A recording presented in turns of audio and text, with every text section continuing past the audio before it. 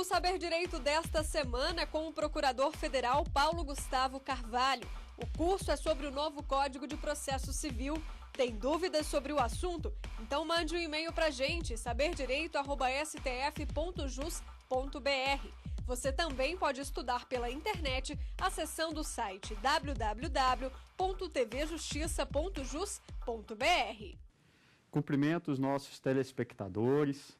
Eu sou Paulo Gustavo Medeiros Carvalho. Nós estamos vendo institutos do novo Código de Processo Civil. Chegamos a ver em aulas anteriores a parte geral ou a ideia central do Código. Na última reunião nossa, o incidente de resolução de demandas repetitivas. E hoje nós vamos ver a reclamação.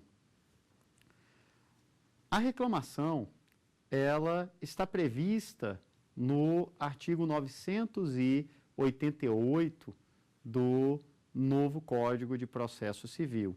Entretanto, a reclamação, ela tem índole também constitucional, pelo menos para o Superior Tribunal de Justiça e para o Supremo Tribunal Federal, até porque não poderia uma lei ordinária estabelecer uma competência para o STJ ou uma competência para o Supremo Tribunal Federal.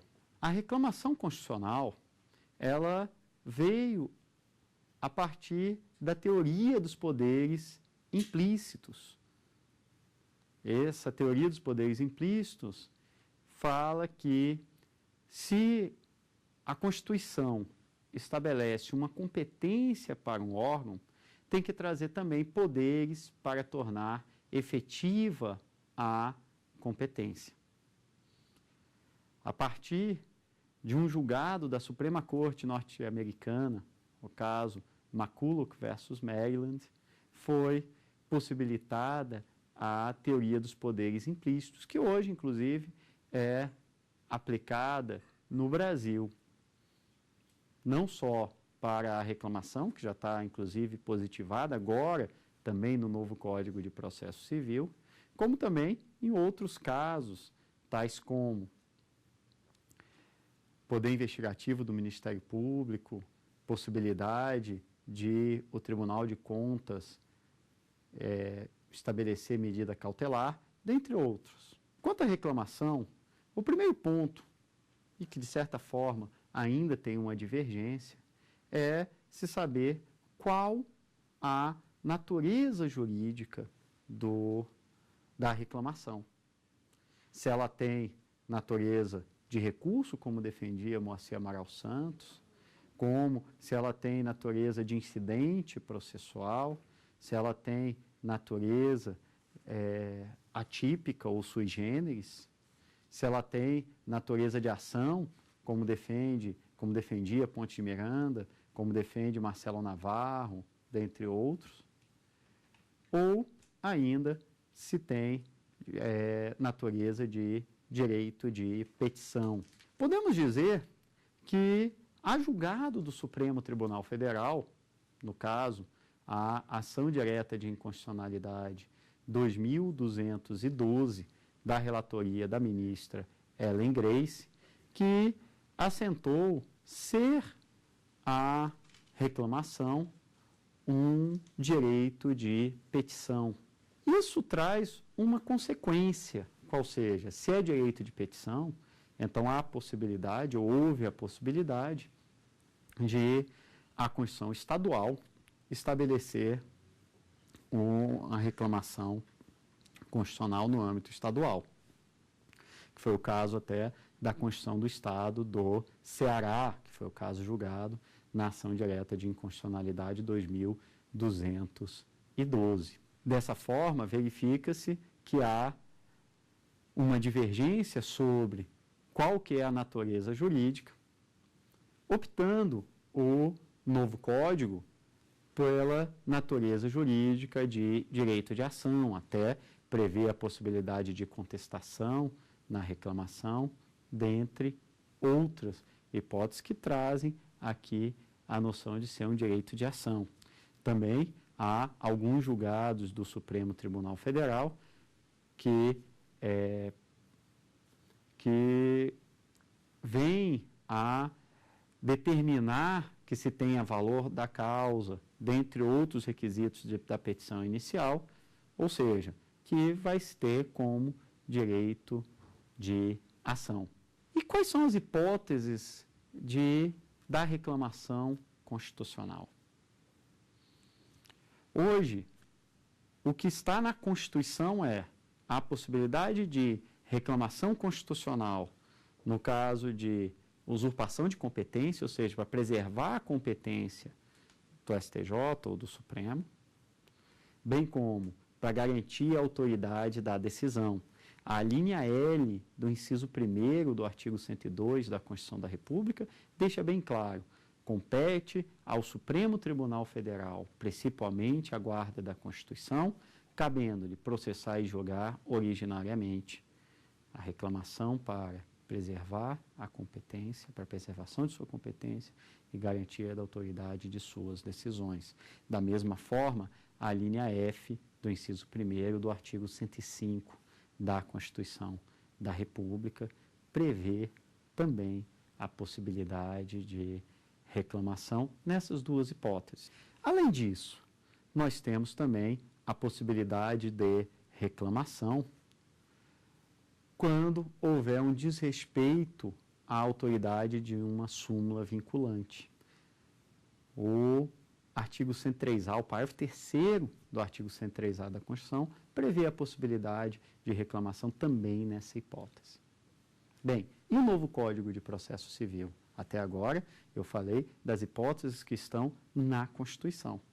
O novo Código de Processo Civil, além desses casos, prevê também a possibilidade da reclamação quando houver desrespeito a julgamento proferido em incidente de resolução de demandas repetitivas, bem como em recurso especial, recurso extraordinário repetitivos.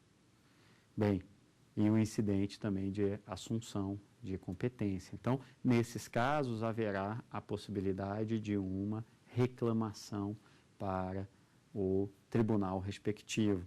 Uma inovação que se teve diz respeito a colocar reclamação para outros órgãos. Havia, inclusive, um questionamento se a reclamação caberia somente para o STJ ou o Supremo, ou se caberia também para outros tribunais. E aqui prevaleceu a ideia de que vai caber também para outros tribunais.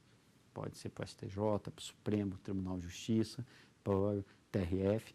O artigo 988 do Código de Processo Civil deixa bem clara a possibilidade. Ele não restringe. Obviamente, quando nós tratamos da Constituição, a Constituição estabelece a competência para o Supremo Tribunal Federal e para o Superior Tribunal de Justiça. Entretanto, não estabeleceu nenhuma vedação para outros tribunais. É claro, por ser uma matéria relativa a processo civil ou para alguns procedimentos em processo civil, mas em especial tratando de processo, direito processual civil, então há necessidade de uma lei, em especial uma lei federal, porque a competência para o julgamento, para legislar sobre direito processual é da União. É claro, nós não podemos esquecer que, como o Supremo, na ação direta de inconstitucionalidade número 2212 da relatoria da ministra Ellen Grace, assentou que era direito de petição, então, nessa hipótese, poderia uma Constituição Estadual tratar do tema, porque não estava afeto ao direito processual civil no seu sentido estrito. Mas, de qualquer sorte, o novo Código tratou dessa reclamação e colocou também nessas hipóteses. Então, vamos analisar cada uma das hipóteses de cabimento de reclamação pelo novo Código de Processo Civil. Primeiro, quando houver uma usurpação de competência. Essa usurpação de competência, ela vai se dar justamente quando um outro órgão quiser julgar uma matéria que é da competência, seja do STJ, seja do Supremo, seja do Tribunal de Justiça. Então, vamos imaginar uma competência que seja do Tribunal de Justiça, uma competência originária do Tribunal de Justiça ou do Tribunal Regional Federal, e o juiz de primeiro grau está julgando essa causa. Vai caber uma reclamação para o Tribunal de Justiça. Da mesma forma, se for o STJ, se for o Supremo. Além da questão da preservação da competência, ou seja, quando houver usurpação de competência, que haverá a possibilidade de reclamação, também vai haver a reclamação quando for para garantir a autoridade da decisão. E daí nós temos que verificar qual que é a autoridade da decisão. Como regra, as decisões têm eficácia inter partes apenas, de tal forma que a reclamação só vai ser cabível se dentro daquele processo houver desrespeito para aquele julgado entre aquelas partes e não com relação a outras partes. Então, primeira questão é processo com eficácia inter partes. Segundo, processos que têm um efeito vinculante ou com eficácia erga omnes, como é o caso dos processos do controle concentrado de constitucionalidade, a ação direta de inconstitucionalidade, a ação declaratória de constitucionalidade, a arguição de descumprimento de preceito fundamental, a ADPF, todas elas gozam de eficácia erga omnes e efeito vinculante em relação aos demais órgãos do Poder Judiciário, de tal forma que, se um juiz de primeiro grau decidir de forma diversa daquela colocada pelo Supremo Tribunal Federal no controle concentrado de constitucionalidade, vai ser possível, sim, a reclamação constitucional. Além disso, nós temos a previsão da súmula vinculante. Aqui, quando nós tivermos uma súmula vinculante, o desrespeito a essa súmula também vai acarretar a possibilidade de reclamação constitucional, como diga-se passagem, já acarreta. Ou seja, essas hipóteses que eu falei até agora não foram de inovação no âmbito da reclamação. Ou seja, o novo código, até aqui, pelo que nós vimos, não trouxe nenhuma novidade. A novidade que o novo código trouxe diz respeito especificamente a julgamentos repetitivos e o incidente de assunção. Com relação a julgamentos repetitivos, o artigo 988 prevê expressamente a possibilidade de uma reclamação quando houver violação a um julgamento em recurso especial ou recurso extraordinário repetitivos, ou seja, o juiz de primeiro grau julgou de forma contrária que o STJ tenha julgado num recurso especial repetitivo, ou ainda que algum órgão tenha julgado algo contrário ao que o Supremo decidiu num recurso extraordinário repetitivo. Nessa hipótese, também vai ser cabível a reclamação.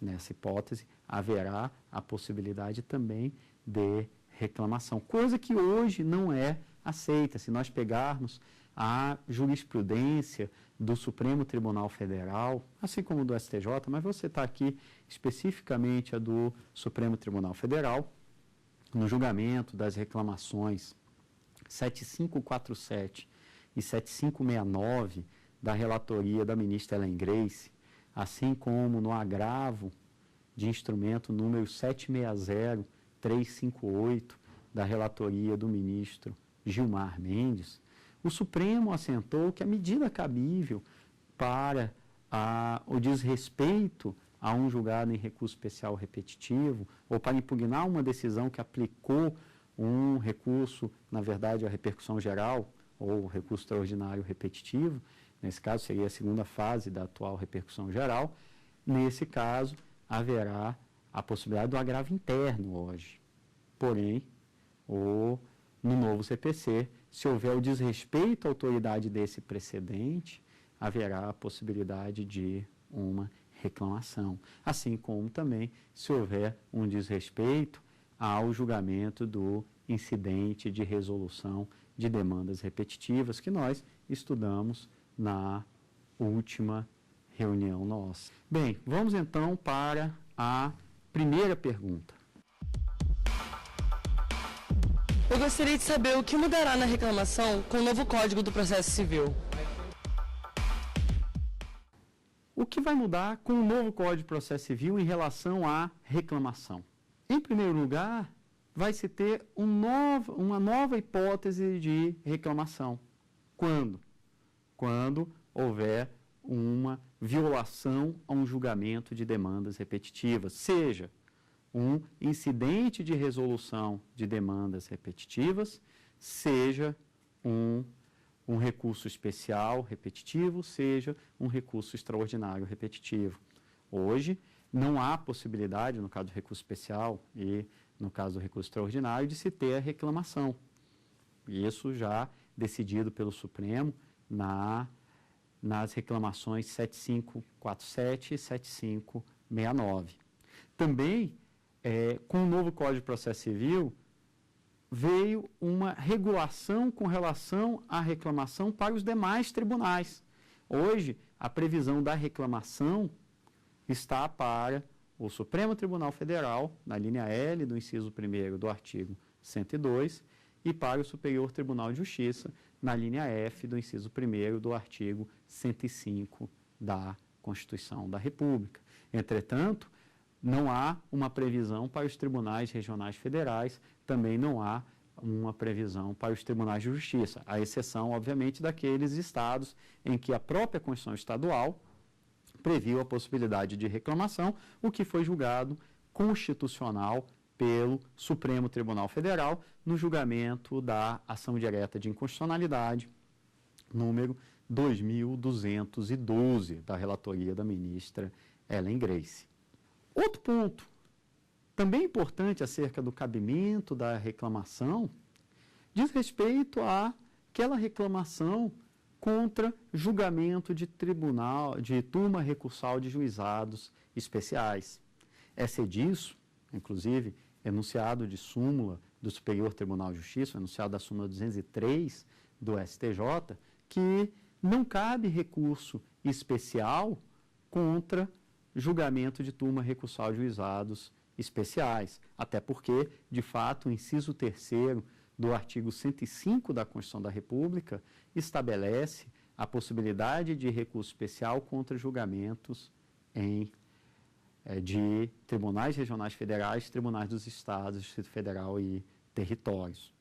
Por essa razão, não há possibilidade de recurso especial, porém, diante da teoria dos poderes implícitos e também da necessidade de o Superior Tribunal de Justiça pacificar a matéria que é concernente a tratado e lei federal, o Supremo Tribunal Federal, no julgamento dos embargos de declaração no recurso extraordinário número 571-572, assentou pela possibilidade da reclamação, tendo em vista que não teria nenhum outro meio, quando a turma recursal violasse julgamento ou jurisprudência do Superior Tribunal de Justiça.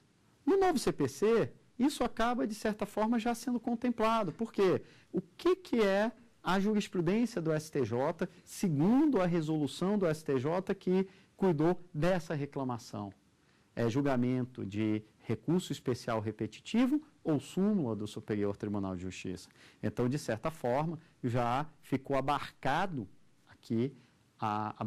a possibilidade de reclamação quando houver uma violação a recurso ou um desrespeito à autoridade de julgamento do recurso especial repetitivo. É claro que, no caso dos juizados especiais cíveis estaduais, a ideia da reclamação foi justamente porque não tinha nenhum outro mecanismo. Nos juizados especiais estaduais, juizados especiais federais e juizados especiais da Fazenda Pública, já há uma previsão de um pedido de uniformização ou de um incidente de uniformização para alguns para o STJ.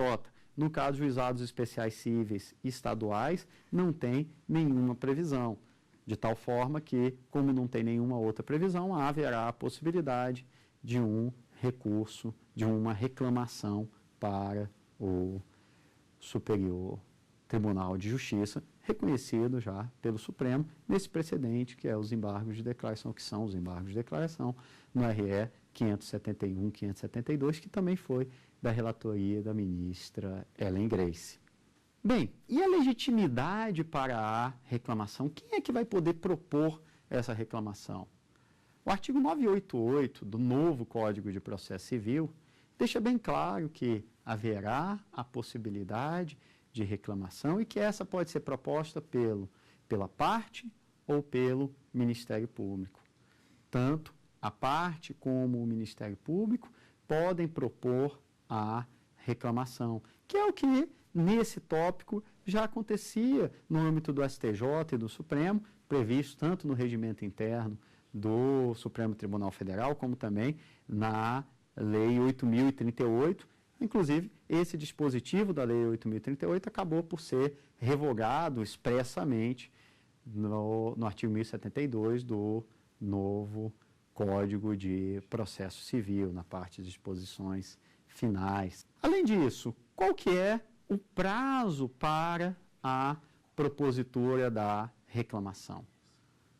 Qual vai ser o prazo para se propor uma reclamação? O prazo vai ter um prazo de 15 dias, como a grande maioria dos recursos. Houve uma uniformização no âmbito dos recursos dos prazos, que vão ser de 15 dias úteis. Aqui não tem uma previsão.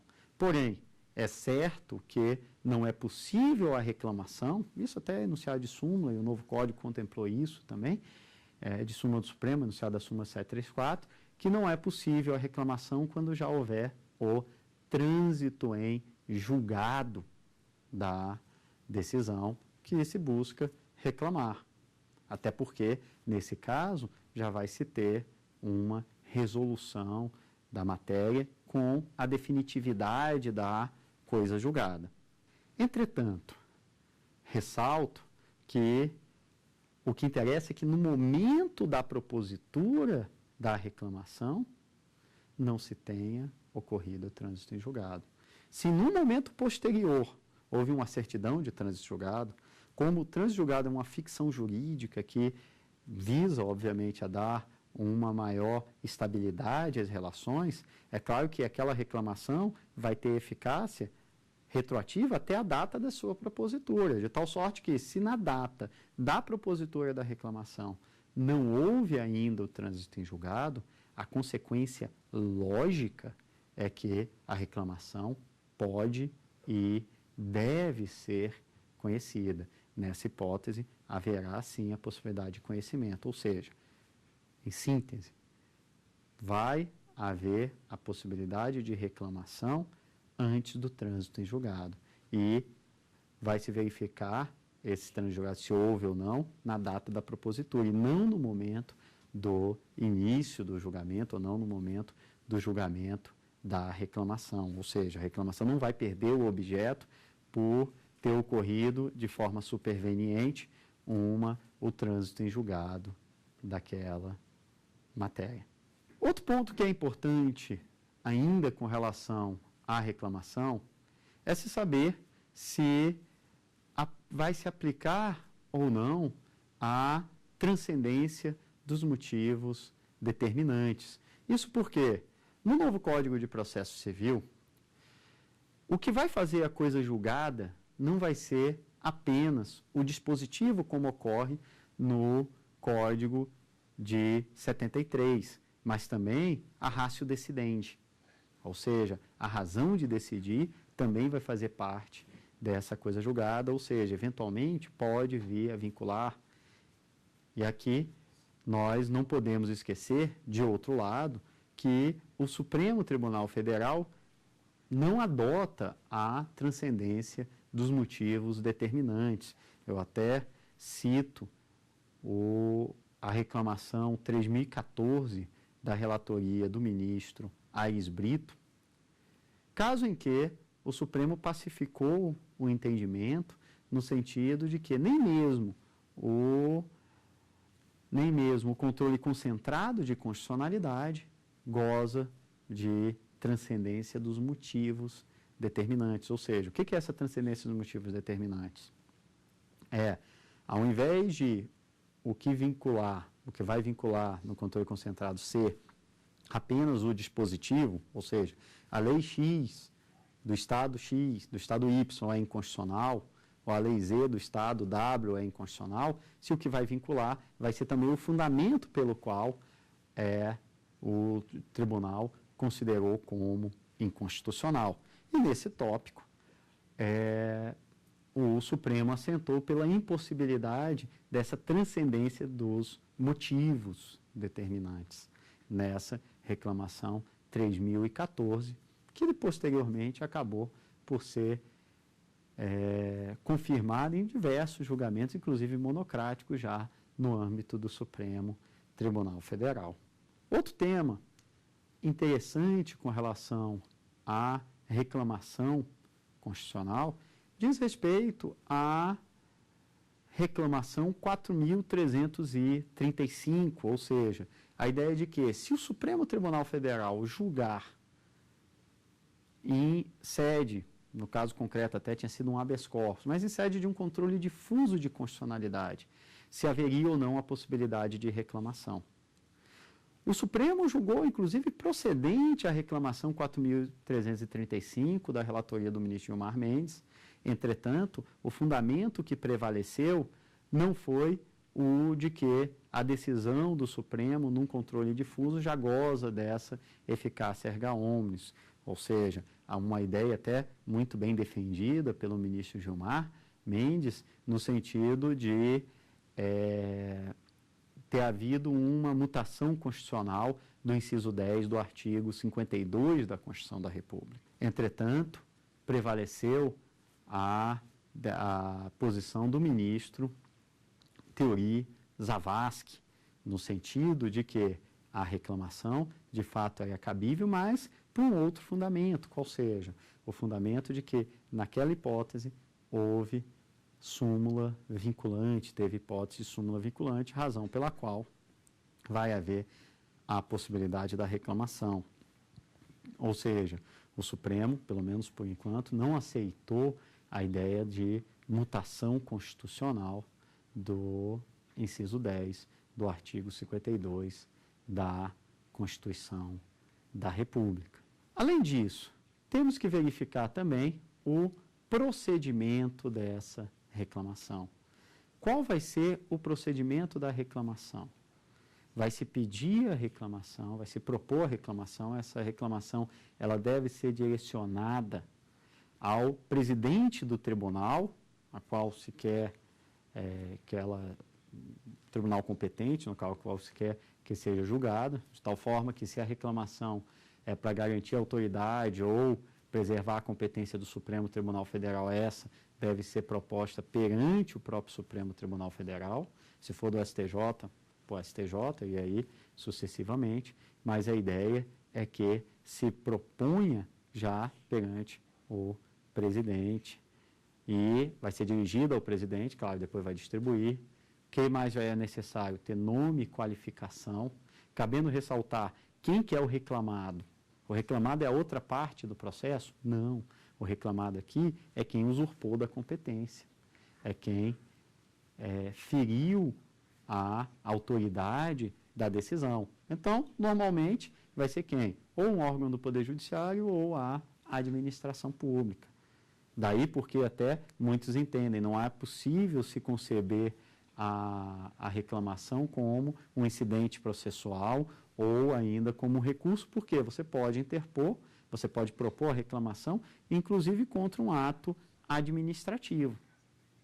Então, nessa hipótese, haverá a possibilidade também de reclamação. Ou seja, aqui o reclamado vai ser aquele que usurpou da competência, aquele que desrespeitou a autoridade da decisão. Além disso, tem que haver fundamentos de fato e de direito, ou seja, trazer aqui, se houve a violação, por que houve essa violação?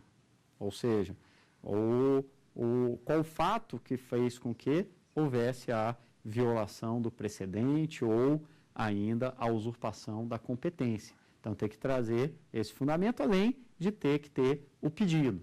Qual que é o pedido aqui? pedido final vai ser ou para anular a decisão, se for por desrespeito à autoridade, ou ainda, se for uma questão de usurpação de competência, para remeter o processo ao tribunal competente, ao STJ, ao Supremo, ou eventualmente ao TJ, desde que ele possa ser julgado. Por quê? Se ele não puder ser julgado, qual vai ser a consequência? Vai ser justamente aqui vai haver, se ele não puder ser julgado, a consequência lógica vai ser o arquivamento. Então, posso até dar 2 exemplos julgados pelo Supremo. Um, da reclamação 2138.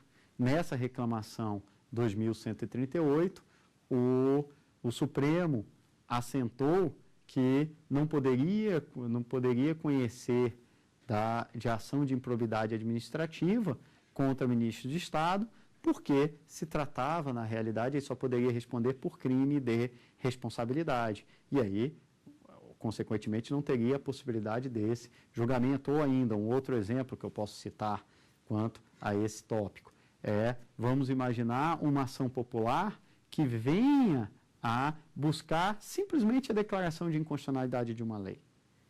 Nessa hipótese, não vai ser possível. Por quê?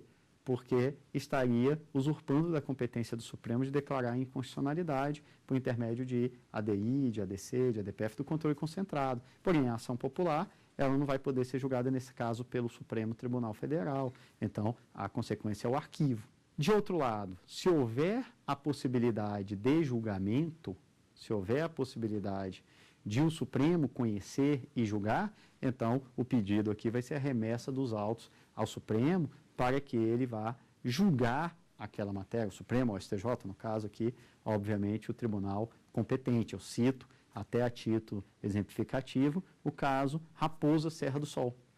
O caso Raposa Serra do Sol, que gerou a PET 3388, da relatoria do ministro Aires Brito. Nele, o que aconteceu? Foi uma ação popular proposta lá no estado de Roraima. Entretanto, na ação popular, o Estado, a pessoa jurídica de direito público, pode escolher entre entrar no polo ativo ou no polo passivo. E o que houve na hipótese? O Estado de Roraima entrou no polo ativo, enquanto a União e a FUNAI entraram no polo passivo. Então, nesse caso, houve um litígio envolvendo o Pacto Federativo, o que fez incidir a linha F do inciso 1º do artigo 102 da Constituição. Então, portanto, é para ser uma ação originária, de uma competência originária do Supremo Tribunal Federal. Isso foi conhecido por intermédio de uma reclamação.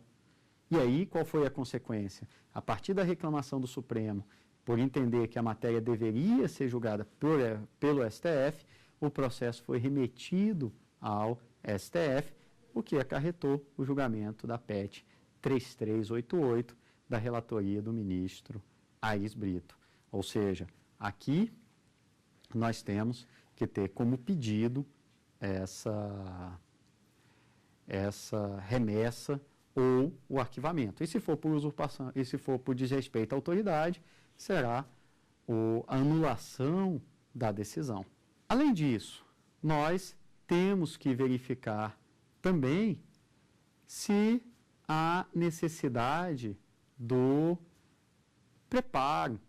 Na hipótese aqui, haverá sim a possibilidade de custas para a reclamação, mas não, obviamente, porte de remessa e retorno, porque já é uma ação proposta, já é uma medida proposta diretamente no tribunal.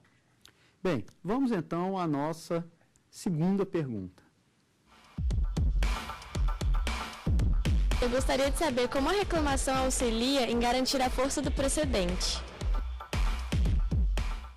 A reclamação auxilia a força do precedente porque, a partir do momento em que o Supremo Tribunal Federal, o STJ ou o TRF, o Tribunal de Justiça, vier a decidir uma demanda repetitiva, uma demanda que seja repetitiva, haverá a necessidade dos demais magistrados ou tribunais seguirem esse posicionamento. E se não seguirem, vai caber a reclamação. Até posso citar aqui a questão de ordem da ADC número 1, em que o ministro Moreira Alves, que era o relator, brilhantemente colocou a noção de que a reclamação acaba sendo um procedimento mais célere para tornar efetiva uma decisão. Por quê? Vamos imaginar que o Supremo Tribunal Federal decida algo e vem o juiz de primeira instância, venha a não seguir aquele posicionamento. Se nós formos pelo caminho recursal dessa decisão, cabe recurso, um recurso, sei lá, de apelação ou de agravo, dessa decisão vai caber um recurso especial, extraordinário, ou seja, aqui o caminho vai ser longo. Ao passo que, já como foi desrespeito à autoridade, já vai ser cabível diretamente à reclamação. E hoje, inclusive, uma liminar em reclamação acaba sendo bem célere, ou seja, a decisão das cortes superiores tem demonstrado que em menos de um mês, às vezes em uma semana, 2 semanas, já há uma decisão em reclamação. Até porque, de fato, se há um desrespeito, uma usurpação de competência, aqui haverá um procedimento mais sério. Ou seja, aqui acaba garantindo a força do precedente e de uma maneira bem mais célere. Temos que ver também o procedimento dessa reclamação. A reclamação, ela vai ser proposta no tribunal. O relator, uma vez distribuído, o relator, ele vai poder conceder ou não uma medida liminar naquela reclamação, ou seja, ele vai poder entender, eventualmente, que essa reclamação, ela precisa de um provimento temporário, seja porque aquela decisão que está desrespeitando a autoridade da decisão do Supremo, ou do STJ, ou de outro tribunal, ela não possa valer, seja para determinar até, eventualmente, a suspensão do processo, até que o Supremo ou o tribunal competente venha a analisar a reclamação. Então, ele vai poder analisar a medida liminar, ele vai poder pedir informações para a autoridade ou o juiz que proferiu aquele ato, o porquê que ocorreu isso, e também há uma previsão de contestação. O novo código, nesse aspecto, alterou a ideia que estava na Lei 8.038, porque previu expressamente a possibilidade de contestação dentro da reclamação. Após isso, vai para o Ministério Público, nas hipóteses em que ele deva atuar. Ressalto, no caso do Supremo Tribunal Federal, o parágrafo 1º do artigo 103 da Constituição da República, ele deixa bem claro que o Procurador-Geral da República, ele deverá se manifestar nas ações de inconstitucionalidade e em todos os processos que tramitam no Supremo. É claro que aqui fica a critério do relator, mas todos os processos novos, todos os processos relevantes têm que ser remetidos para o Procurador, para o Ministério Público, Procurador-Geral da República. E, posteriormente, nós vamos ter o julgamento. Esse julgamento, ele pode ser feito tanto pela turma, como pelo plenário, como pela corte. E como é que vai se fixar a competência interna? A competência interna, ela vai ser fixada a partir da decisão que está sendo desrespeitada ou da competência interna do órgão que está sendo usurpado. Ou seja, se houver uma usurpação dentro do Supremo Tribunal Federal, o que vai se verificar? Bem, quem vai ser competente para julgar aquela matéria? Se for, vamos imaginar, um mandado de segurança contra o Tribunal de Contas da União, quem é competente para julgar essa matéria? Não é uma das turmas do Supremo Tribunal Federal, após a emenda regimental? Então, de fato, quem vai julgar a reclamação? Uma das turmas do Supremo Tribunal Federal. Se, de outro lado, a competência for do plenário, então vamos imaginar aquela hipótese que eu cheguei a citar para vocês, em que houve uma ação popular que venha a querer declarar a inconstitucionalidade de uma lei. Pura e simplesmente o pedido na ação popular ou na ação civil pública é de declaração de inconstitucionalidade daquela lei. Ou seja, a declaração de inconstitucionalidade não está na causa de pedir, mas sim no pedido. Isso há uma usurpação clara do Supremo Tribunal, da competência do Supremo Tribunal Federal. Bem, mas qual órgão que julgaria a ação direta de inconstitucionalidade dentro do Supremo? Não é o plenário? Então, quem vai julgar essa reclamação? É o plenário. Quando houver desrespeito à autoridade da decisão, também nós temos que ver qual a decisão que foi desrespeitada. Se essa decisão foi do colegiado da turma, quem vai julgar a reclamação será a turma. Se de outro lado for do plenário, vai ser o plenário. Se for da sessão, nos tribunais que tem sessão, vai ser sessão. Se for do órgão especial, vai ser do órgão especial. Ou seja, vai depender de qual órgão que fez, que prolatou aquela decisão que está sendo desrespeitada. A partir daí é que vai se verificar a competência interna dessa reclamação. Temos que analisar ainda os efeitos da reclamação. Nós verificamos aqui, até, de certa forma, os efeitos das liminares da reclamação. Ou seja, proferida uma liminar em reclamação. Qual vai ser o efeito dela? Ou vai suspender o processo, em especial quando se alegar usurpação de competência, aí acaba suspendendo o processo para que não tenha um perigo maior, ou ainda pode suspender as decisões, e aí vai caber tanto no caso de usurpação de competência, como desrespeito à autoridade da decisão e, no novo CPC, obviamente, também o desrespeito a recurso repetitivo, o desrespeito do precedente também. Então, nesse caso, vai haver a possibilidade de suspensão das decisões. E, de outro lado, quanto ao mérito, quanto ao resultado final da reclamação, o que nós vamos ter quanto ao resultado final? Bem, vai se buscar ou anulação da decisão, e aí cabe ressaltar a reclamação, até para não violar o princípio do juiz natural. Se houver o desrespeito à autoridade da decisão, o objetivo ou a ideia vai ser simplesmente anular aquela decisão para que outra seja proferida com a observância do precedente, porque senão haveria a possibilidade de se ferir o princípio do juiz natural. Isso porque, vamos imaginar, a competência do juízo da primeira instância, e o juiz da primeira instância decidiu e foi contrário ao posicionamento adotado pelo Supremo Tribunal Federal no recurso especial repetitivo, ou no recurso extraordinário repetitivo, ou ainda numa ação direta de inconstitucionalidade. Então, nesse caso, a reclamação vai ser para quê? Para que o Supremo verifique isso e anule aquela decisão, ou casse aquela decisão do juiz de primeira instância, para que ele venha a proferir uma nova decisão. Ou seja, aqui vai ser anulação ou cassação, mas não vai ser a reforma daquela decisão. De outro lado, se for por uma questão de usurpação da competência, aqui pode-se ter um dos dois efeitos.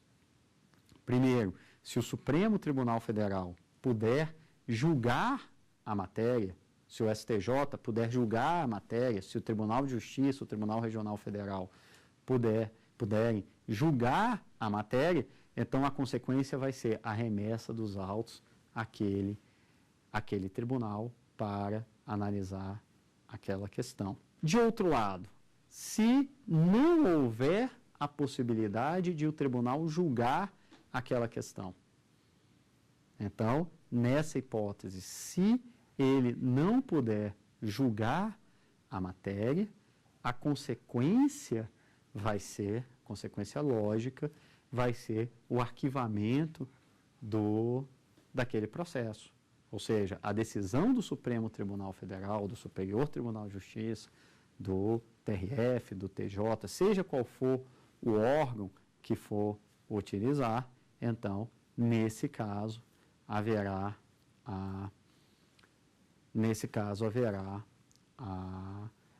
determinação de arquivamento dos autos lá na instância de origem. Porque não teria lógica que esse processo fosse até o tribunal para que o tribunal dissesse, olha, eu não tenho como julgar essa matéria. Então, nesse caso, já determina o arquivamento já na instância de origem, já na instância ACOR. Outra coisa que é de extrema importância no que concerne ao Instituto da Reclamação pelo novo Código de Processo Civil é saber se haverá a possibilidade de aplicação dessa reclamação, desse instituto, para outros tribunais que não TRF, TJ, como, por exemplo, o Tribunal Superior do Trabalho.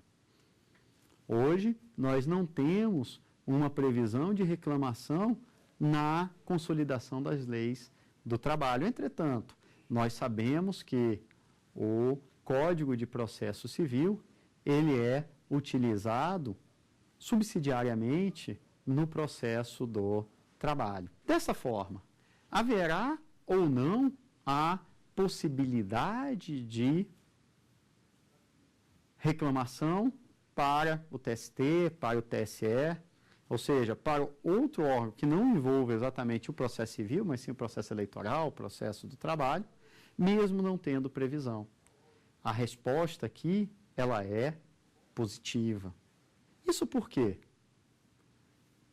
Nós temos que a aplicação subsidiária do Código de Processo Civil, desde que não venha a violar, não venha a ser contrário à legislação pertinente. Por exemplo, no caso aqui do processo do trabalho, a consolidação das leis do trabalho, ou seja, tudo aquilo que não for contrário à CLT ou que a CLT não venha a tratar, pode se aplicar subsidiariamente o Código de Processo Civil. Tanto isso é verdade que, apenas a título exemplificativo, o agravo do artigo 544 do Código de Processo Civil de 73, ele é utilizado para recurso extraordinário também no âmbito da Justiça do Trabalho. Também é aplicado o mesmo dispositivo, ou seja, o agravo não precisa ser por instrumento para o Supremo, no caso da Justiça Eleitoral. E nessa hipótese, não há qualquer óbice à possibilidade de reclamação na Justiça do Trabalho ou na Justiça Eleitoral, até porque a CLT, assim como o Código Eleitoral, não estabelecem qualquer vedação. Inclusive, o próprio TST já tentou buscar a reclamação, tentando regulá-lo no seu regimento interno. É claro que, nesse caso, o Supremo Tribunal Federal, ele acabou por entender que era inconstitucional esse entendimento do TST, mas a motivação foi apenas formal, ou seja, não poderia o regimento interno tratar da reclamação. Entretanto, no âmbito do Código de Processo Civil, aqui pode perfeitamente a legislação ser aplicável também à Justiça do Trabalho ou à Justiça Eleitoral, e com relação especificamente ao TSE, ainda sob a relatoria do ministro Sepúlveda Pertence, houve a previsão da possibilidade de um instituto semelhante à reclamação.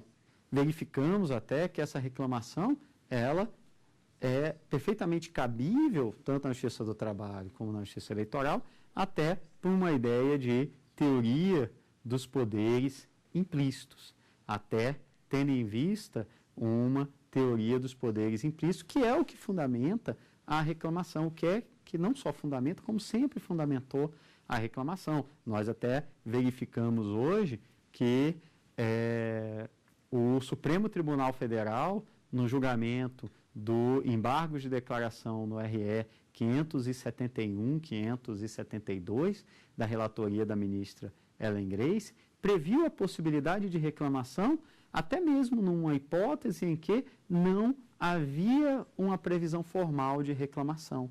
O caso de julgamento de turma recursal dos juizados especiais, que venha a ferir julgado em recurso especial repetitivo ou súmula do Superior Tribunal de Justiça. Verificamos ainda a questão da importância da reclamação como um elemento que vem a garantir uma eficácia às decisões, que venha a garantir que as decisões tenham que os precedentes tenham uma eficácia maior, justamente porque a ideia principal da reclamação é possibilitar que, de uma maneira mais célere, de uma maneira mais rápida, nós tenhamos aqui o respeito aos precedentes do Supremo Tribunal Federal, do Superior Tribunal de Justiça, dos tribunais de justiça, dos tribunais regionais federais, ou seja, de todo e qualquer tribunal. Bem, então, quais são as principais inovações dessa reclamação também quanto ao seu procedimento e aos seus efeitos? Nós temos, quanto aos efeitos, que aqui haverá a possibilidade de reclamação em outros casos que não estavam previstos no âmbito da Constituição, mas que derivam também do próprio respeito à autoridade da decisão. Bem, com isso, vamos para a nossa terceira pergunta. Eu gostaria de saber se o novo CPC acolhe a reclamação para o STJ, proposta para impugnar decisão de turma recursal de juizados especiais estaduais? Nós verificamos que, a partir do julgamento dos embargos de declaração no recurso extraordinário 571, 572, da relatoria da ministra Ellen Grace, o Supremo Tribunal Federal entendeu pela possibilidade de reclamação contra a turma recursal de juizados especiais, cíveis, estaduais, quando houvesse uma violação a recurso especial repetitivo ou ainda a súmula do STJ. No novo CPC, essa previsão não ficou de uma forma expressa, até porque, como cuida de juizados especiais, se a reclamação seria de juizados especiais, não estaria dentro da sistemática do Código. O Código evitou tratar de temas que fossem tratados em legislação específica, de tal forma que, nesse caso, não cuidou de uma forma expressa. Contudo, haverá sim a possibilidade, ou pelo menos está contemplado, porque quais são as hipóteses dessa reclamação, segundo o próprio STJ, a partir desse precedente do Supremo Tribunal Federal? É que haverá a possibilidade de reclamação sempre que houver uma violação à súmula ou recurso especial repetitivo. Eu agradeço a atenção de todos os telespectadores e até o nosso próximo encontro. Tem dúvidas sobre o assunto? Então mande um e-mail para a gente, saberdireito@stf.jus.br. Você também pode estudar pela internet acessando o site www.tvjustiça.jus.br.